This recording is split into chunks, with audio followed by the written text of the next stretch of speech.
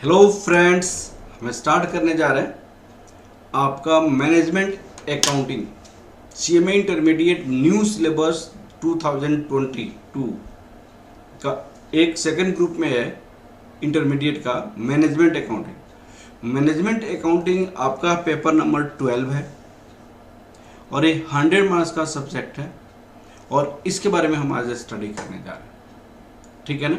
और इसको मैं आपका पहले ही मैं इंट्रोडक्शन ऑलरेडी दे चुका हूं। आज हम इस पे कोई चैप्टर शुरू करेंगे, उस चैप्टर का आपको डिटेल में बताऊंगा, ठीक है ना बेटा।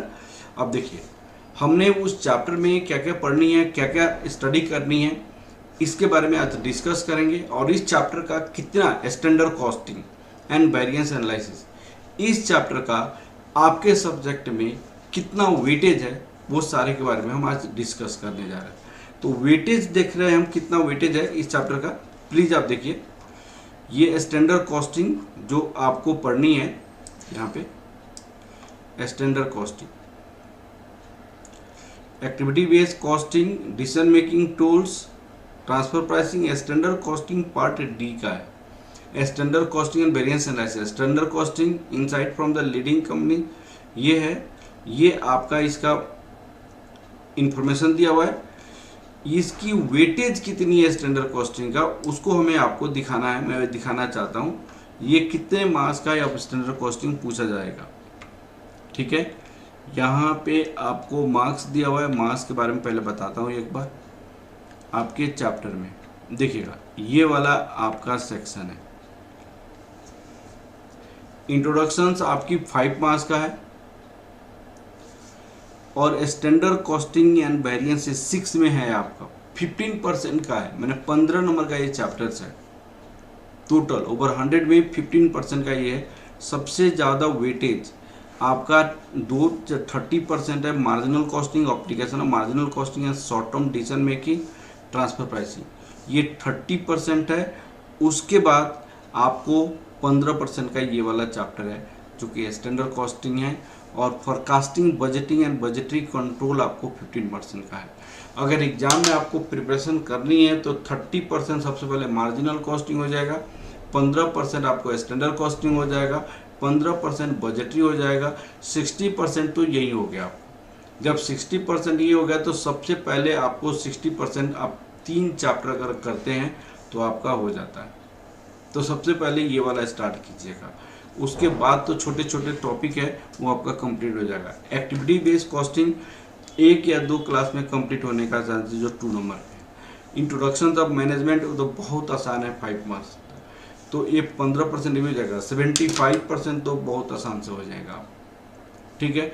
अब मैं आपको स्टैंडर्ड कॉस्टिंग आपको पढ़नी है, जो मैं आपको स्टार्ट करने जा रहा हूँ। स्टैंडर्ड कॉस्टिंग, इसमें मॉड्यूल में आपको क्या क्या दिया हुआ है। इंट्रोडक्शन सबसे पहले दिया हुआ है और इंट्रोडक्शन के बाद मैं ये जानने के लिए चाहता हूँ कि आपको कितने आपका एग्जाम में क्वेश्चन स्टैंडर्ड कॉस्टिंग से है, आपके बुक में स्टडी मटेरियल में कितना क्वेश्चन दिया हुआ है। तो आपको यहाँ पे ऑपरेटिंग प्रॉफिट वेरिएंस में, यहाँ पे ऑपरेटिंग प्रॉफिट वेरिएंस, आपको वेरिएंस मेनली स्टडी करनी है। जो मैं कंसेप्ट अभी स्टार्ट कर रहा हूँ, टोटल कॉस्ट वेरिएंस है और टोटल सेल्स मार्जिन वेरिएंस है। कॉस्ट में आपका क्या क्या लगता है, अगर कोई प्रोडक्ट बनाते हैं तो आपका मटेरियल में कॉस्ट लगता है तो मटेरियल कॉस्ट वेरिएंस हो सकता है। लेबर का कॉस्ट लगता है, लेबर वेरिएंस हो सकता है। ओवरहेड होता है तो ओवरहेड वेरिएंस हो जाएगा। ओवरहेड में आपका 2 टाइप का ओवरहेड होता है, एक तो वेरिएबल ओवरहेड होता है, एक क्या होता है, फिक्स ओवरहेड होता है।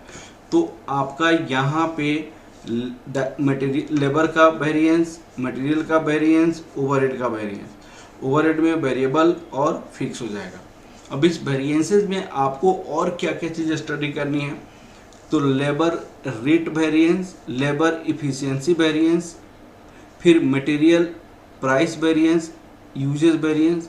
मटेरियल यूजेज में आप मिक्स कैसे यूज कर रहे हैं, तो material mix variance, material yield variance, expenditure variance, efficiency variance, expenditure variance, volume variance, फिर आपको capacity variance, efficiency variance. Sales margin variance में आपको क्या स्टडी करनी है, sales margin price variance, sales margin quantity variance, फिर आपको क्वांटिटी में मिक्स वेरिएंस, वॉल्यूम वेरिएंस आ जाएगा, जो आपको एक एक करके हम आपको डिस्कस करेंगे। पहले कंसेप्ट को समझाएंगे, फिर कंसेप्ट को समझाने पे आपको फिर हम क्या करेंगे, उसकी क्वेश्चन बनाएंगे, तब आपको क्लियर हो जाएगा।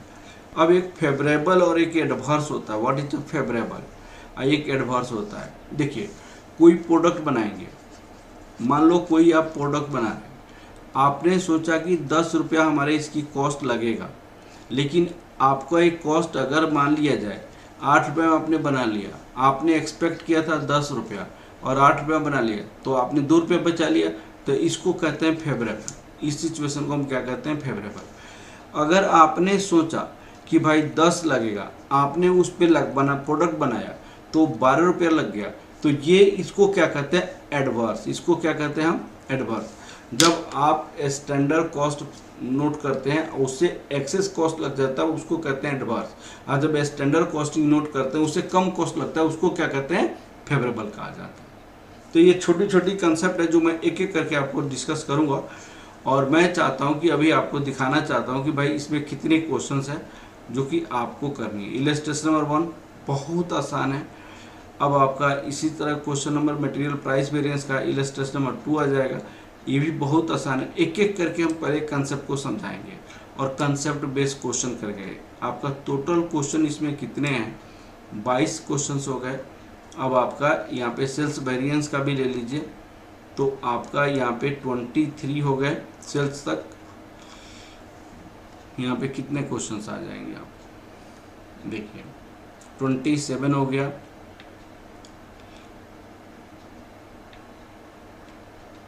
अब ये interpretation of variance and drawn. अब देखिए यहाँ तक तो आपके एग्जाम में 31 क्वेश्चंस हो गए, 31 क्वेश्चन इलस्ट्रेशन हो गए। अब ये जो 31 हो गया, ये सारी की सारी हम A to Z आपको क्वेश्चन कराएंगे जो आपके स्टडी मटेरियल से है। क्लियर है बेटा। दूसरी बात, आपका पहले भी ये चैप्टर था जो पुराने सिलेबस में है, 2016 वाली सिलेबस में, उस पे भी यही चैप्टर था, सेम परसेंटेज का था। वो भी सारी क्वेश्चंस का प्रीवियस ईयर के जो क्वेश्चंस है वो मैं कराऊंगा आपको। उस सारे स्टडी मटेरियल का जितने भी क्वेश्चंस हैं, वो सारी की सारी स्टडी मटेरियल का क्वेश्चन मैंने यूट्यूब चैनल पे रखा हुआ है, HL गुप्ता क्लासेस पे। और दूसरी बात है, आपको कोई भी डाउट आएगा, आप यहाँ पे 9312606737 पे आप वॉइस कॉल भेजिए कि सर इस क्वेश्चन में डाउट्स है, मुझे जानना है, वो मैं इमीडिएट आपको जवाब देकर आपको सॉल्व करूँगा। इसकी सारी स्टडी मटेरियल का क्वेश्चन और इस चैप्टर का रिलेटेड जो पुराने सिलेबस का प्रीवियस ईयर का क्वेश्चन है, पहले का क्वेश्चन है, वो सारे के सारे कराऊंगा आपको। इतनी सारी कंसेप्ट करने के बाद जो स्टडी मटेरियल का क्वेश्चन, प्रीवियस ईयर के क्वेश्चन वेल कंसेप्ट के साथ अगर करेंगे तो 100% श्योर है कि आपका एग्जाम 100% करेक्ट होगा। ठीक है, मोर देन 90% मार्क्स आप स्कोर कर सकते हैं इस सब्जेक्ट में, बहुत ही स्कोरिंग सब्जेक्ट है। दूसरा नंबर क्या है मेरे पास, एक कॉल 8920730907, ये दोनों पे किसी एक पे आप मुझे कॉल कर सकते हैं, मैं आपको उसका आंसर आपको बताऊंगा और आपकी डाउट क्लियर करूंगा। ठीक है ना बेटा। अब आपका यहाँ पे इंटरप्रिटेशन ऑफ वेरिएंस, ये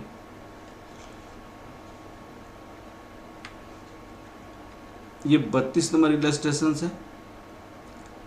ये थोड़ा प्रैक्टिकल टाइप की क्वेश्चंस है, एफिशिएंसी रेशियो, ये सारी की सारी मैं पहले कंसेप्ट कराऊंगा। 38 नंबर क्वेश्चन, 38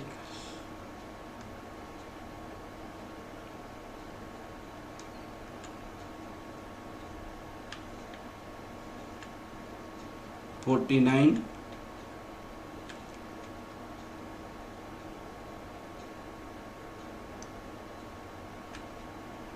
देखिए आपके इलस्ट्रेशन जो कितने क्वेश्चन दिया हुआ है, यहाँ पे इलस्ट्रेशन में 54 इलस्ट्रेशन क्वेश्चन है। अगर ये सारी क्वेश्चन बहुत अच्छे से आप कर लेते हैं तो आपका 100% पूरी की पूरी कंसेप्ट क्लियर हो जाए। अब मैं ये सारी की सारी क्वेश्चन कराऊंगा, एक एक करके आप देखते जाना बेटा, सारी की सारी क्वेश्चन मैं कराऊंगा आपको। पहले हम कंसेप्ट कराएंगे, कंसेप्ट बेस्ड क्वेश्चन कराएंगे, फिर स्टडी मेट की क्वेश्चन कराएंगे सारे, ठीक है, और फिर प्रीवियस ईयर का जितना भी क्वेश्चन है उसको भी डिस्कस करेंगे, ठीक है। अब मैं कंसेप्ट की ओर आगे की ओर हम बढ़ते हैं, कंसेप्ट की ओर हम आगे बढ़ते हैं और कंसेप्ट पे डिस्कस करते हैं बेटा। हमने आपको कहा था स्टैंडर्ड कॉस्टिंग, चैप्टर का नाम क्या है बेटा? Standard costing. इस चैप्टर में पहले आप 3 थ्योरी के बारे में डिस्कस करेंगे। ये क्या होता है? सबसे पहले स्टैंडर्ड कॉस्ट क्या होता है, कॉस्ट। फिर आपको स्टैंडर्ड कॉस्टिंग क्या होता है, कॉस्टिंग क्या होता है, और तीसरा आपको जो टॉपिक है वेरिएंस एनालिसिस करते हैं, वेरिएंस एनालिसिस इस चैप्टर का मेन कोर बात है। अब देखिएगा स्टैंडर्ड कॉस्ट का मतलब होता क्या है, आपको समझने की कोशिश कीजिएगा। यहाँ पे स्टैंडर्ड कॉस्ट, सपोज कीजिए आप एक पेन बना रहे हैं, पेन में रिफिल यूज हो रहा है, बडी यूज हो रहा है, कैप यूज हो रहा है। भाई आप जो बना रहे हैं तो पास्ट डाटा के बेसिस पे आप इसकी कॉस्ट को आइडेंटिफाई करने की कोशिश करेंगे। तो इसकी कॉस्ट हम क्या करते हैं, एक हम लोगों as per experience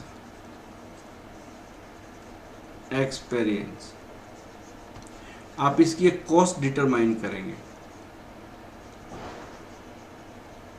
cost determine करेंगे। मान लो इसकी कॉस्ट लगेगी 50 रुपये, तो इसकी कॉस्ट आपने डिटरमाइन किया। अब ये प्रोडक्शन किस ऑपरेटिंग कंडीशन में हो सकता है, किस ऑपरेटिंग कंडीशन में इसकी प्रोडक्शन होगा, उस ऑपरेटिंग कंडीशन के बेसिस पे आप कोई भी पार्टिकुलर प्रोडक्ट की कॉस्ट बिफोर प्रोडक्शन आइडेंटिफाई करते हैं। तो उसको क्या कहते हैं, स्टैंडर्ड कॉस्ट कहा जाता है। स्टैंडर्ड कॉस्ट भाई कौन सी ऑपरेटिंग कंडीशन में आप बनाएंगे। जैसे ऑपरेटिंग कंडीशन का मतलब होता है, एक क्रिकेट की प्लेयर के हिसाब से ले लीजिए, एक एग्जांपल देता हूँ। एक इंडियन क्रिकेट प्लेयर है, वो नेपाल के अगेंस्ट खेलता है, नेपाल के अगेंस्ट खेलता है तो 100 मार देता है, सेंचुरी बनाता है। वो बर्मा के अगेंस्ट मैंने भूटान के अगेंस्ट खोलता है तो सेंचुरी मार देता है। वो बर्मा के अगेंस्ट खेलता है तो सेंचुरी मार देता है। लेकिन जब वो ऑस्ट्रेलिया के अगेंस्ट खेला तो वो 0 पे आउट हो गया। जब वो इंग्लैंड के अगेंस्ट खेला तो वो 0 पे आउट हो गया। इसका मतलब ये है कि भाई यहाँ का कंडीशन ऐसा था कि ये जो कंट्रीज है इसमें क्रिकेट खेला ही नहीं जाता है और ना ही वहाँ के क्रिकेट प्लेयर परफेक्ट है। तो इस केस में इसका ऑपरेटिंग कंडीशन और इसका ऑपरेटिंग कंडीशन तो अलग अलग है।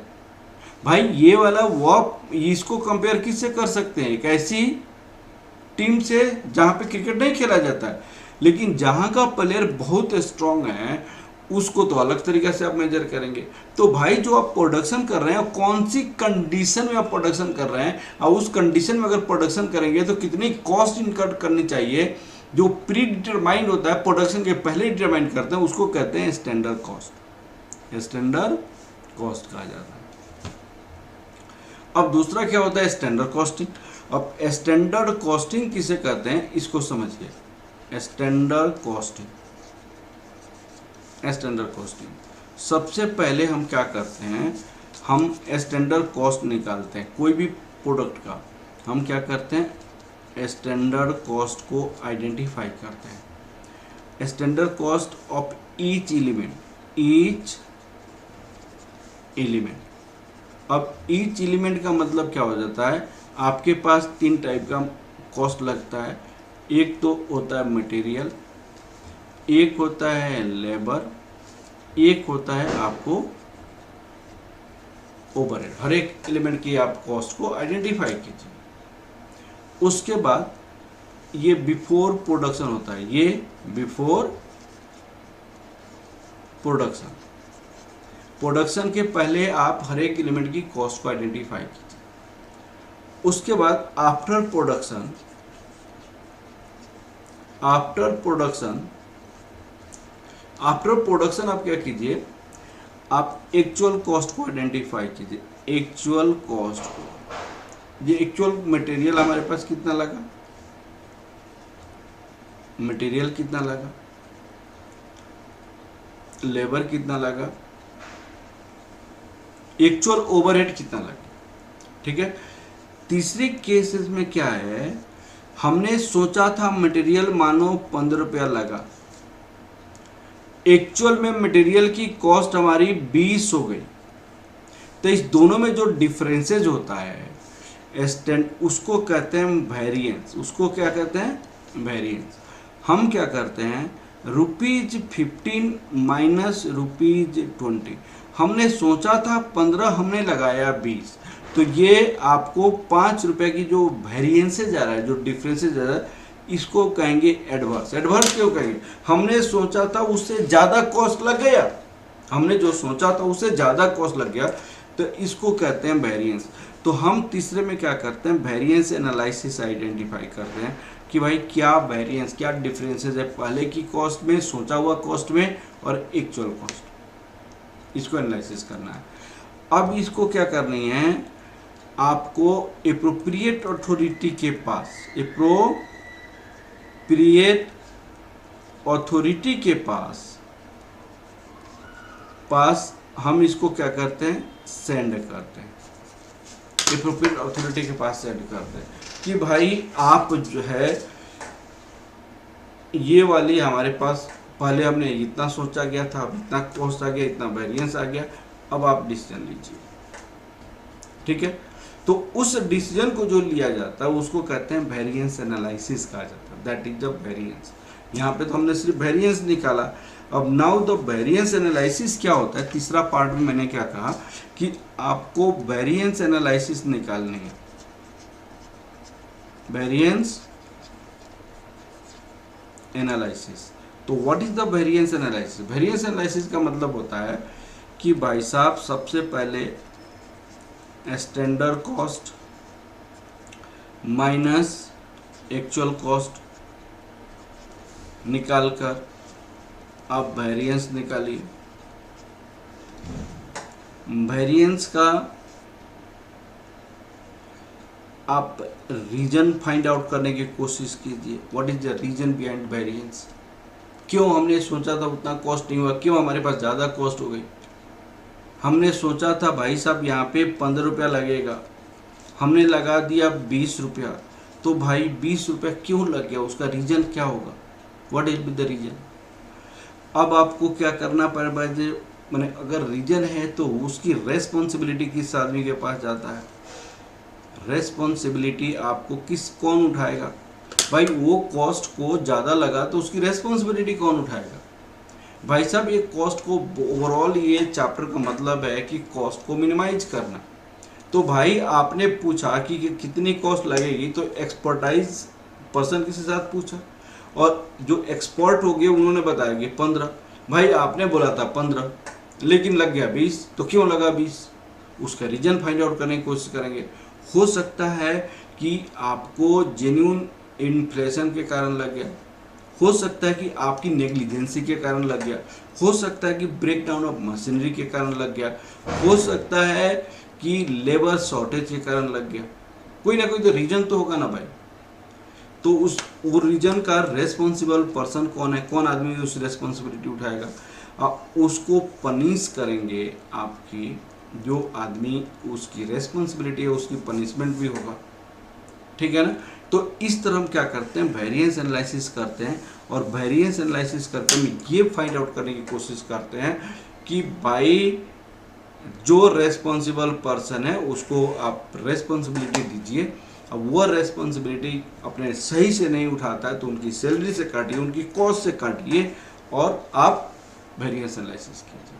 तो ये चैप्टर का कोर एरिया क्या है कि आपकी जो कॉस्ट है उसमें कोई फर्क नहीं होनी चाहिए, आपकी कॉस्ट एप्रोप्रिएट होनी चाहिए, आपकी कॉस्ट मिनिमाइज करने का तरीका होता है, रेस्पॉन्सिबिलिटी सेट करने का तरीका होता है। ठीक है ना बेटा, तो इसके बारे में हम स्टडी करेंगे, फिर एक एक एग्जाम्पल आपको स्टडी करेंगे, फिर इस क्वेश्चन को कंप्लीट करेंगे। ठीक है ना बेटा, अब देखिएगा इसमें आपको क्या क्या कंसेप्ट पढ़नी है जो मैं आपको बता रहा हूँ।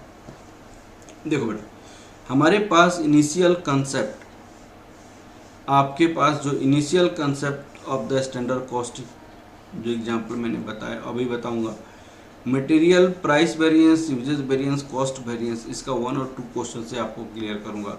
Material mix variance, yield variance, इसका 3 नंबर क्वेश्चन से डिस्कस करूंगा। क्वेश्चन बेस्ड ऑन, इस दोनों पे क्वेश्चन, जो इतने क्वेश्चन करा के आपके कंसेप्ट को क्लियर करूंगा। ठीक है, labour cost variance, efficiency variance, ideal time variance, 12, 13, 14 number question कराऊंगा। Labour cost rate variance, ideal rate, efficiency, ideal time, mix और यील्ड वेरिएंस, 15, 16, 18 नंबर क्वेश्चन करा के आपको कराऊंगा। मटेरियल लेबर वेरिएंस, आपको मटेरियल एंड लेबर दोनों का कंबाइन, मटेरियल लेबर का दोनों का कंबाइन करके 19, 20 और 21 नंबर क्वेश्चन। वेरिएबल लेबर, ये आपका variable overhead 22 number question. Fix overhead 23 to 28 number question. Sales variance आपको 29, 30 और सेल्स मार्जिन वेरिएंस इतना, और मिसलेनियस क्वेश्चन 32 to 36। इतने क्वेश्चन कराने के बाद आपके स्टडी मटेरियल का सारी की सारी कंसेप्ट क्लियर हो जाएगा, आपका प्रीवियस ईयर की सारी कंसेप्ट क्लियर होगा। ये क्वेश्चन बहुत अच्छे से आप कर लीजिए, आपको सारा क्वेश्चन हो जाएगा। नहीं होगा तो मुझे आप बताइएगा, 100% श्योर आपकी सारी क्वेश्चन हो जाएगी। और आपके एग्जाम में बेटा ऐसा कोई भी क्वेश्चन नहीं आएगा जो कि नहीं सॉल्व होने वाला रहेगा। इतने क्वेश्चन करने के बाद हम आपकी जो एक कंसेप्ट बनाए हैं, जो क्वेश्चन करा रहे हैं, वो आपके स्टडी मटेरियल को देख कर करा रहे हैं, पास्ट ईयर की क्वेश्चन को देख कर करा रहे हैं, आपकी आरटीपी देख कर करा रहे हैं, आपकी एमटीपी देख कर हम बता रहे हैं। ठीक है ना बेटा, तो आपको बाकी कुछ करने की आवश्यकता नहीं है, ये कर लीजिए और बाकी सब देख लीजिए। अब आपको जो मैंने समझाया उसको हैंड रिटन नोट्स में आपको प्रोवाइड कराऊंगा, ये स्लाइड में आपको आपके व्हाट्सएप पे मैं भेज दूंगा, ताकि आपको क्लास करते समय ये चीज़ें आपको कॉपी करने की आवश्यकता नहीं है। आपके मोबाइल में उसको फोटो कॉपी करा लीजिए, आपका वही आपका नोट हो जाएगा। ईच एंड एवरीथिंग जो मैं क्लास में कराऊंगा आपको हैंड रिटन नोट्स आपको प्रोवाइड कराऊंगा। ठीक है, what is a standard cost? It is a future cost. मैंने बताया था it is determine on given set of operating condition, जो मैंने अभी बताया था। It is determine before production, it is compared with the actual cost, that is a standard cost.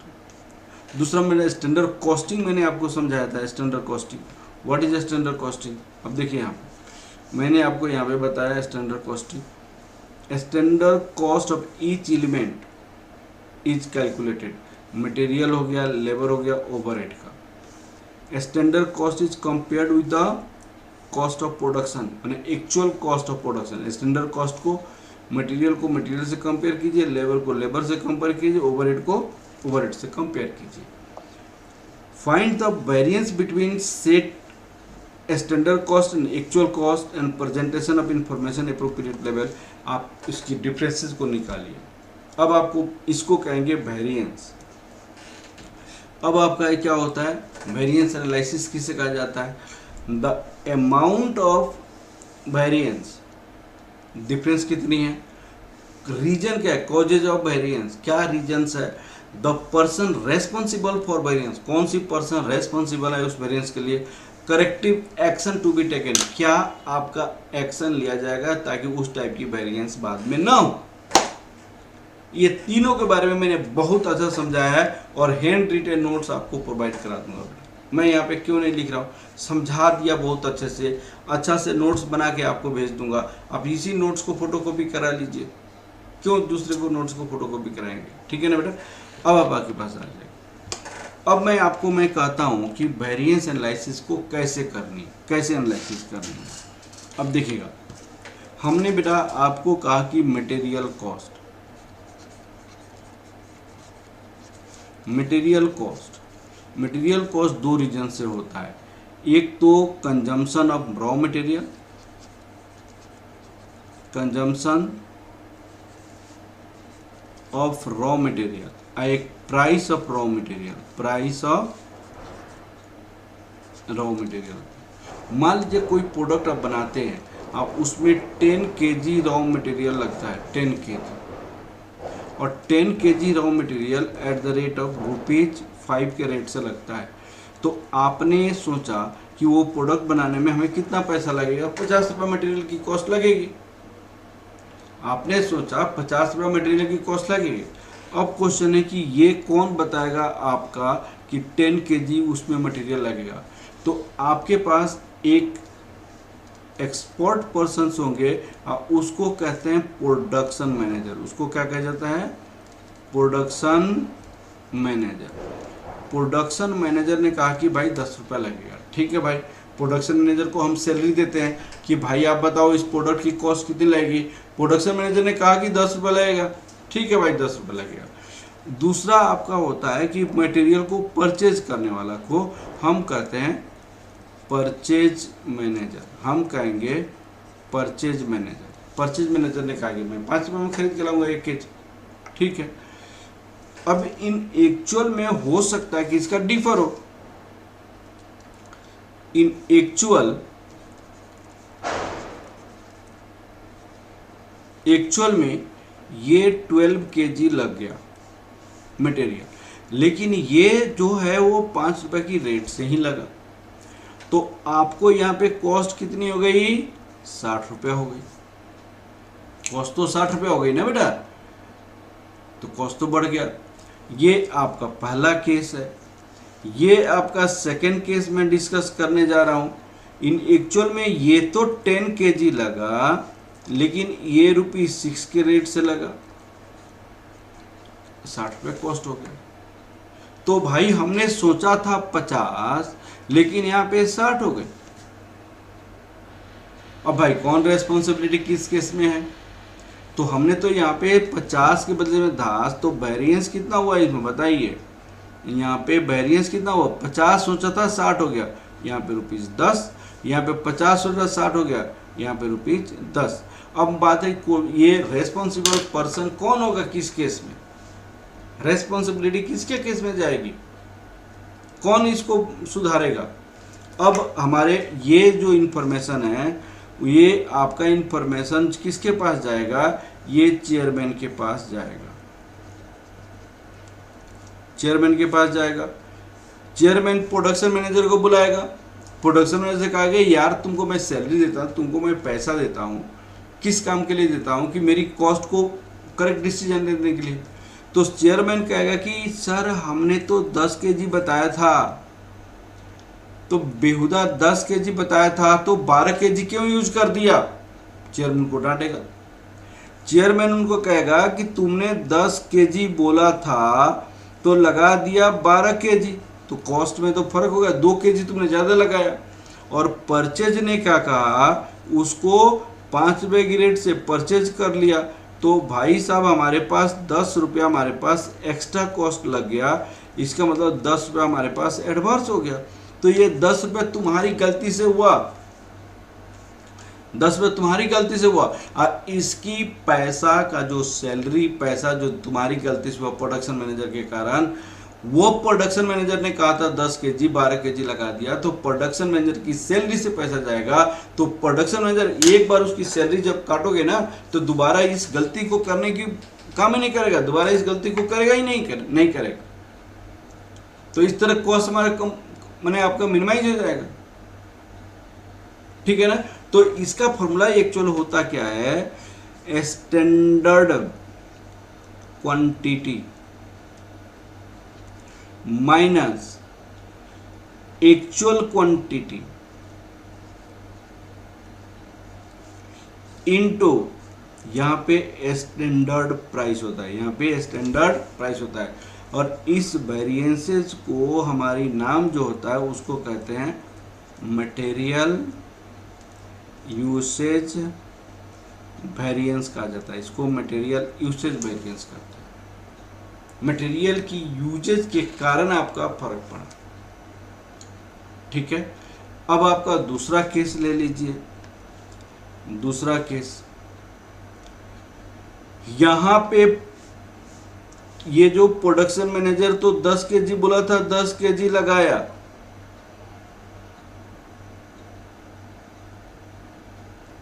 ठीक है। प्रोडक्शन मैनेजर ने 10 केजी बोला था, 10 केजी लगाया, लेकिन चेयरमैन ये जो 5 रुपया परचेज मैनेजर जो बोला था, 5 के प्लेस पे 6 रुपीज में खरीद कर लाया, तो इसकी वेरिएंस कितना आ जाएगा भाई? तो वेरिएंस देखेंगे, सर 5 रुपया हमने बोला था, 6 रुपया में खरीदाया। अब क्वेश्चन है कि यहाँ पे तो स्टैंडर्ड प्राइस था, यहाँ पे प्रोडक्शन मैनेजर प्राइस में डिफरेंस को नहीं बियर करता है, वो स्टैंडर्ड प्राइस, लेकिन परचेज मैनेजर की रेस्पॉन्सिबिलिटी होता है, चाहे 5 केजी परचेज करना पड़े, 12 केजी परचेज करना पड़े, जितने भी परचेज करना पड़े, सारे को इफेक्टिवली और इफिशियंटली उसको परचेज करना पड़ेगा, इफेक्टिवली और इफिशियंटली परचेज करना पड़ेगा। और इफेक्टिवली और इफिशियंटली परचेज करने के लिए उसको रुपीज कितना हो जाएगा, यहाँ पे रुपीज आपका एक्चुअल क्वांटिटी से मल्टीप्लाई करते हैं, 12 रुपया। एक्चुअल क्वांटिटी अब 12 केजी है, तो यहाँ पे 12 केजी,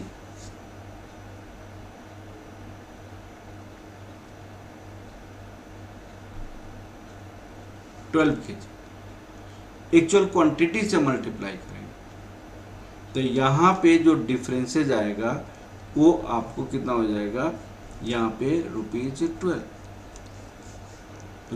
हो जाएगा बेटा। देखिए यहाँ पे,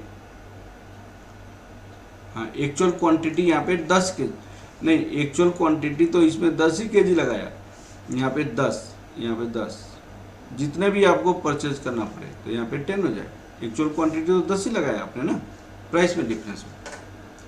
अब यहाँ पे ये भी चेयरमैन के पास इंफॉर्मेशन जाएगा, सर हमने 10 रुपये ज़्यादा कॉस्ट लगी।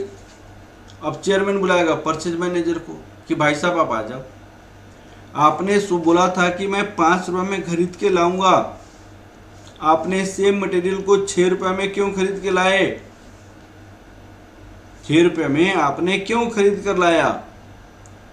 तो परचेज मैनेजर कहेगा कि सर गलती हो गई, चाहे किसी ना किसी रीजन बताएगा, लेकिन चेयरमैन नहीं उस बात को मानेगा। चेयरमैन कहेगा तुम्हारी रेस्पॉन्सिबिलिटी थी कि जितने भी मटेरियल में परचेज करना पड़े, तुम जो प्राइस कोट किया हुआ है उसी प्राइस पे परचेज करके लाएगा, क्योंकि पहले तो कोटेशन लिया होगा ना सप्लायर से। तो इसका फॉर्मूला होता है स्टैंडर्ड प्राइस, एक्चुअल प्राइस और इनटू एक्चुअल क्वांटिटी। यहाँ पे एक्चुअल क्वांटिटी क्यों होता है इसको समझिए। यहाँ पे तो स्टैंडर्ड प्राइस होता है, लेकिन एक्चुअल क्वांटिटी यहाँ पे क्यों होता है? एक्चुअल क्वांटिटी क्यों होता है? उसका रीजन क्या है कि परचेज मैनेजर की रेस्पॉन्सिबिलिटी होती है, जितनी भी क्वांटिटी उसको मटेरियल परचेज करना पड़े, जितनी भी क्वांटिटी मटेरियल परचेज करना पड़े, वो सारी की सारी क्वांटिटी इफेक्टिवली और इफिशिएंटली परचेज करेगा। तो हमने आपको 2 चीजें बताई, तो इसको कहते हैं मटेरियल प्राइस वेरिएंस। इसको क्या कहा जाता है? मटेरियल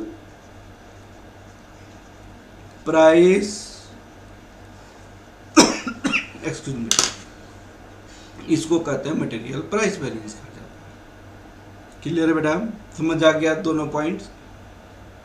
तो हमने आपसे कहा कि आपका 2 पॉइंट है, कि एक पॉइंट क्या होता है मटेरियल,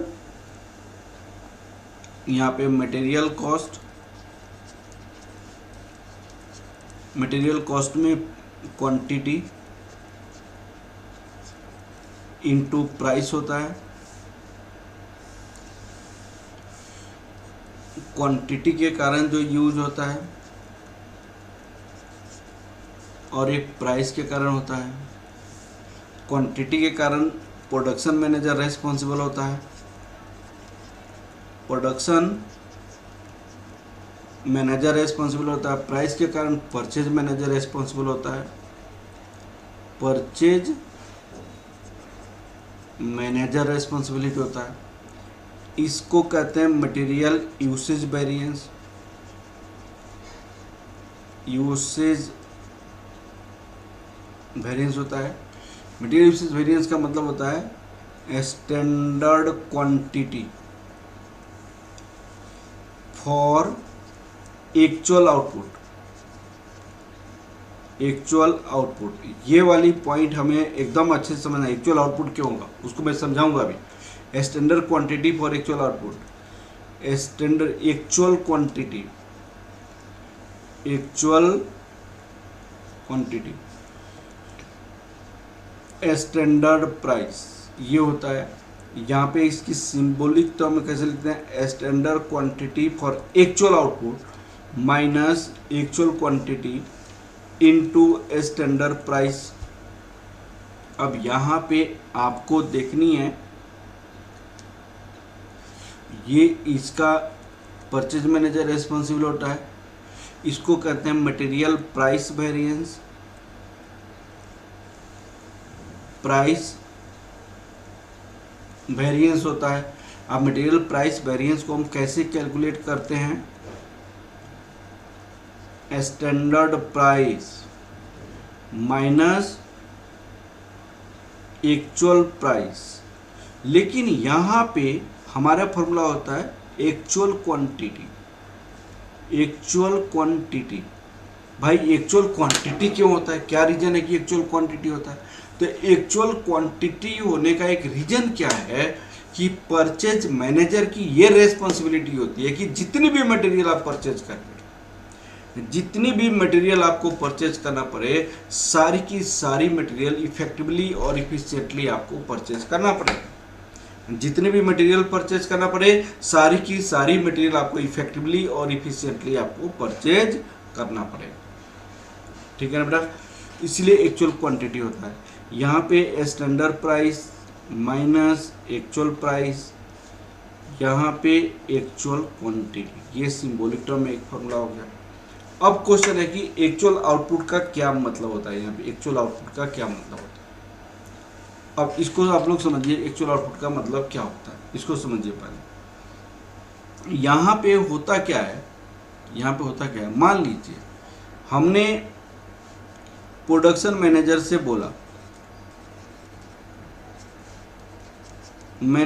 बोला, भाई 1 kg रॉ मटेरियल आपको बनानी, ये 1 kg आउटपुट के लिए, आउटपुट के लिए कितना kg रॉ मटेरियल लगेगा? उसने कहा कि सर 10 kg लगेगा रॉ मटेरियल, हमारे पास 10 kg रॉ मटेरियल यूज होगा। परचेज मैनेजर ने कहा, परचेज मैनेजर ने कहा कि सर ₹5 पर kg मैं खरीद के लाऊंगा, ₹5 पर kg मैं खरीद के लाऊंगा। ठीक है, एक्चुअल आउटपुट कितना हुआ?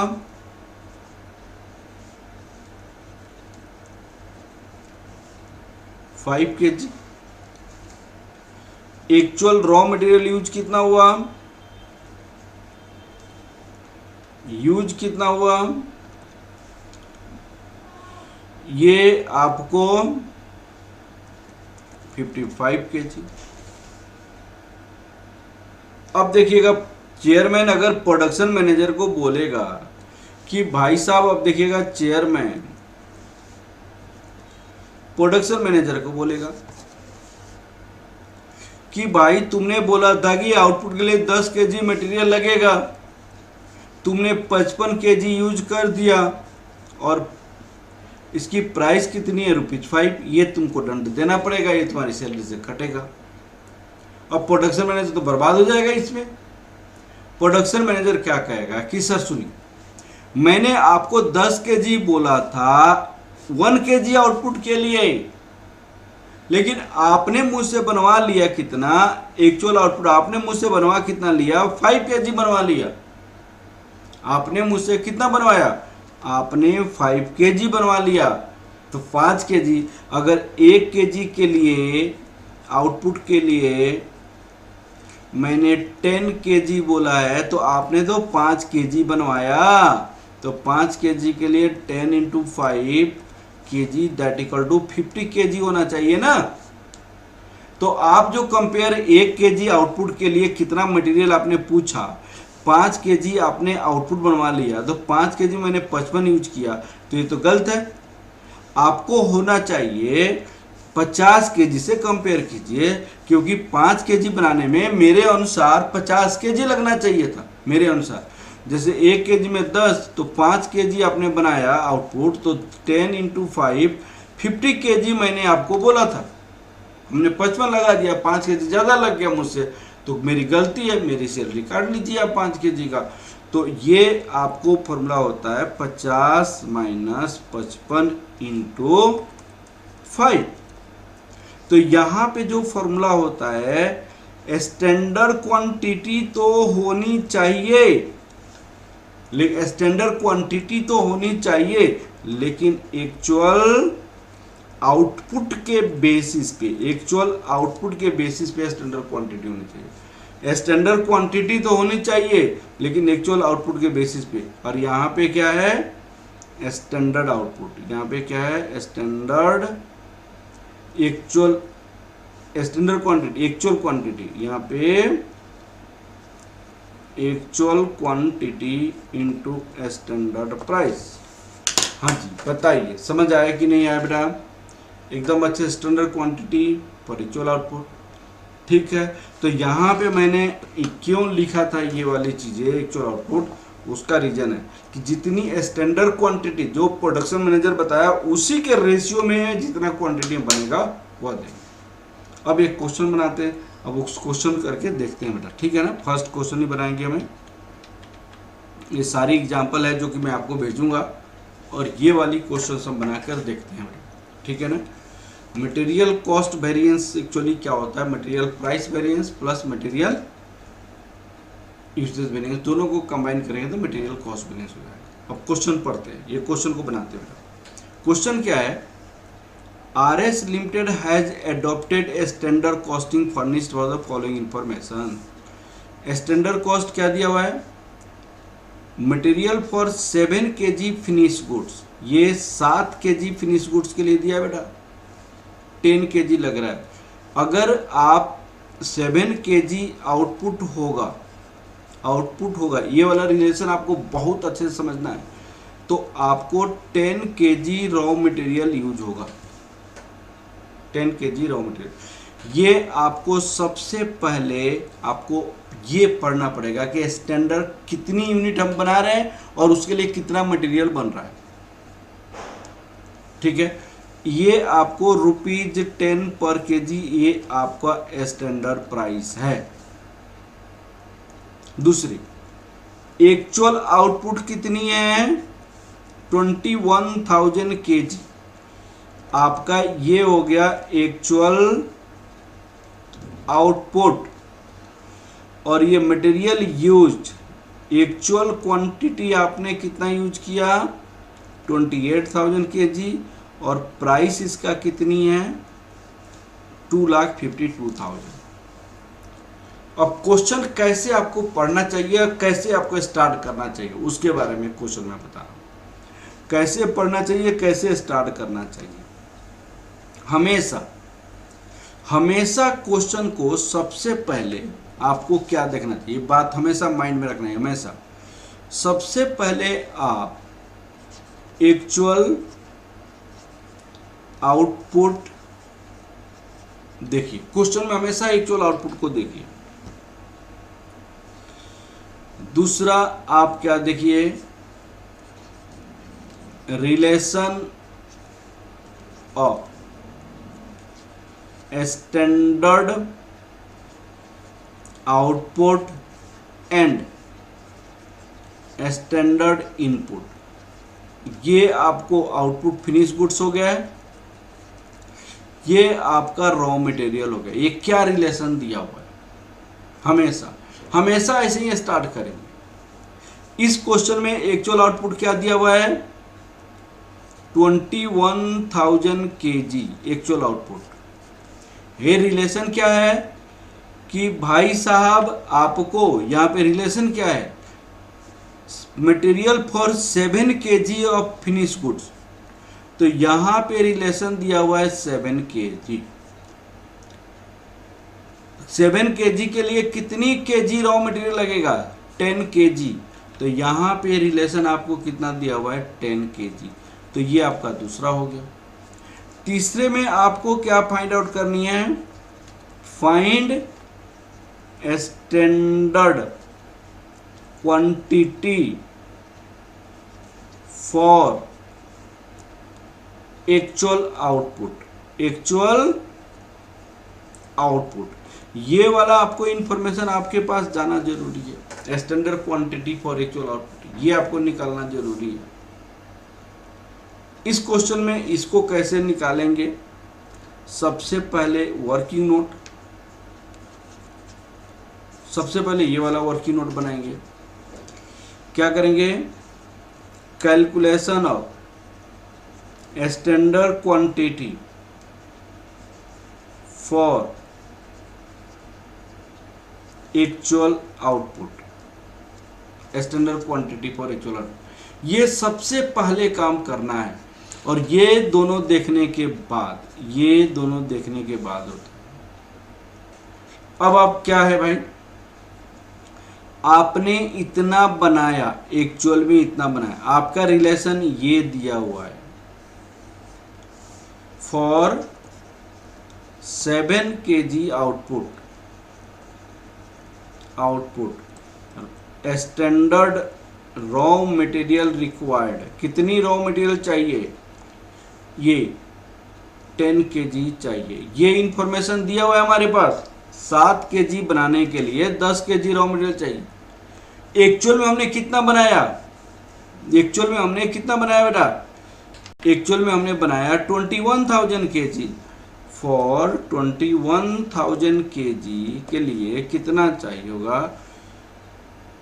आपका?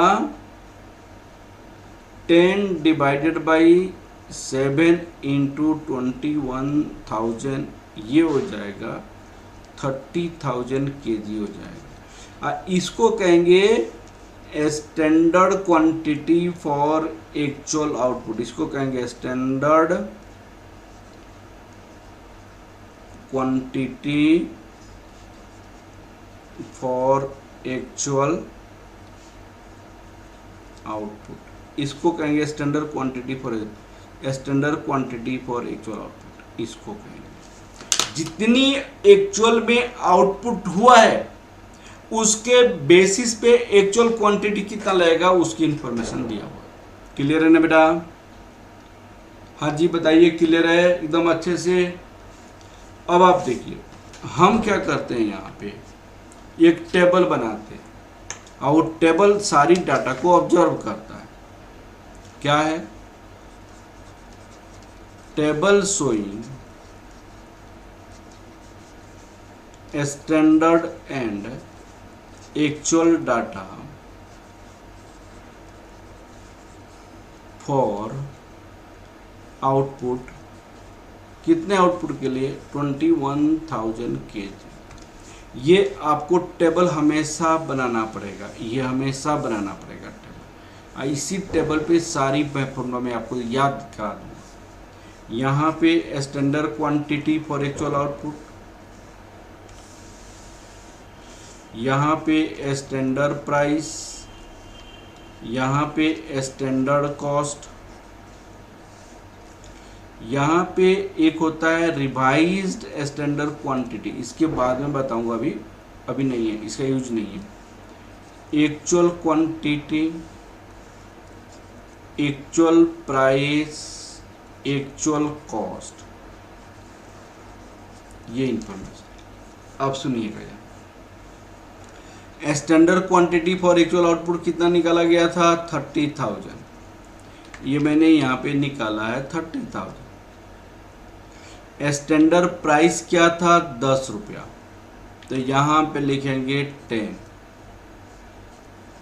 यहाँ पे हो जाएगा कितना? 3 लाख हो जाएगा। एक्चुअल क्वांटिटी हमें कितना लगा था? एक्चुअल क्वांटिटी 28,000 की। यहाँ पे 28,000। टोटल प्राइस इसका कितना लगा था? 2,52,000। 2,52,000। अब सुनिएगा क्या प्राइस हो सकता है भाई। 28,000 kg आपने मटेरियल परचेज किया 2,58,000, तो एक्चुअल प्राइस इससे निकल जाएगा। एक्चुअल प्राइस रुपीज 2,52,000 हमें लगा 28,000 यूनिट मटेरियल परचेज करने में। तो क्या प्राइस हो सकता है 252 डिवाइड 28,000, ये ₹9 हो जाएगा पर केजी। ठीक है बेटा, तो हमने यहाँ पे क्या लिख दिया ₹9 लिख दिया। अब हमें मटेरियल वेरिएंसेस निकालनी है, तो आपको सबसे पहले मटेरियल कॉस्ट वेरिएंस निकाला जाता है। कॉस्ट वेरिएंस इसका फॉर्मूला क्या होता है, standard cost minus actual cost. तो स्टैंडर्ड कॉस्ट आपका कितना निकला है बेटा 3 लाख निकला है, तो आप यहाँ पे 3 लाख लिखिए। एक्चुअल कॉस्ट निकला 2,52,000, आप 2,52,000 देंगे, तो कितना हो जाएगा यहाँ पे 48,000 रुपीज हो जाएगा। अब 48,000 आपको पॉजिटिव में है, तो पॉजिटिव में है फेवरेबल। इसका मतलब ये हुआ हमने सोचा था 3 लाख रुपया लगेगा, लेकिन लगा 2,52,000 ही, तो हमारे सोचने से कम लगा ना 48,000, तो हमारे लिए फेवरेबल है। दूसरा देखिए मटेरियल प्राइस वेरिएंस, ये किसकी रेस्पॉन्सिबिलिटी होती है, परचेज मैनेजर की। इसको कहते हैं material cost variance, purchase manager की रेस्पॉन्सिबिलिटी होती है। तो हम लिखते हैं standard price, actual price, actual quantity. Actual quantity होता है बेटा, इस बात को समझिए। स्टैंडर्ड प्राइस कितना था, तो 10 रुपया था, एक्चुअल 9 रुपीज था। एक्चुअल क्वांटिटी कितना यूज हुआ, तो 28,000। तो ये भी 10 - 9, ये आपको 28,000 आपका, ये भी आपका फेवरेबल हो जाएगा। अब मटेरियल क्वांटिटी वेरिएंस देखते हैं।